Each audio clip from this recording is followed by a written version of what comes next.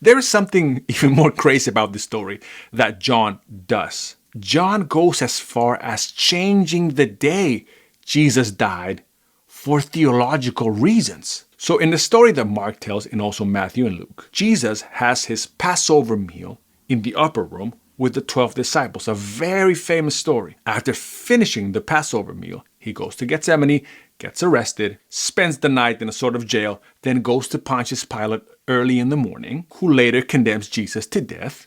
And on that same day, Jesus is crucified at 9 o'clock in the morning. And that is 9 a.m. of the Passover day, of course, after the Passover meal is eaten. But John does something different. In John, the famous meal that Jesus eats with his disciples up there in the upper room is not said to be the Passover meal. And this is important because John tells us that it's the preparation for the Passover meal when Jesus is killed. The preparation for, meaning it's a day before Passover. In John, Jesus is killed at 12 noon before the Passover meal is eaten. In Mark, they eat the Passover meal.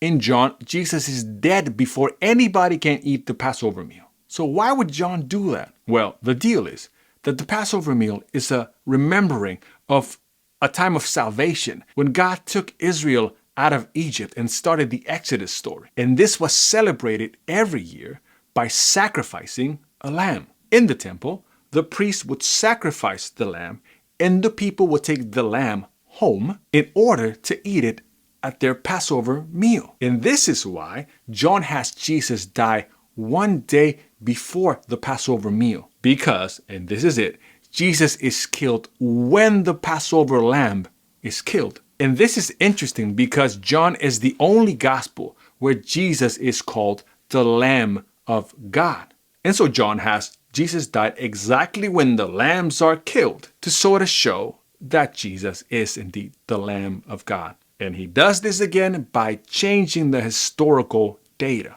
Why? For theological reasons. Isn't that cool?